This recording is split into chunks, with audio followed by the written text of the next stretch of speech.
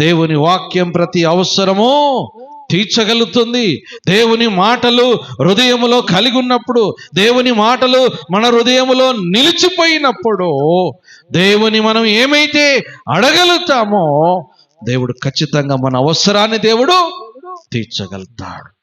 హల్లెలూయా, హల్లెలూయా. ఏ విధంగా దేవుని వాక్యం మనలో ఉన్నదా?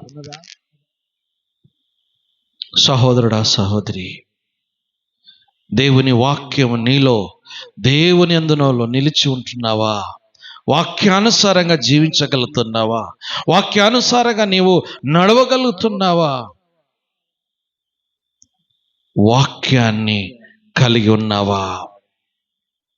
వాక్యాన్ని కలిగి ఉన్నప్పుడే దేవుడు మన అవసరాలని ఆయన తీర్చగలుగుతాడు.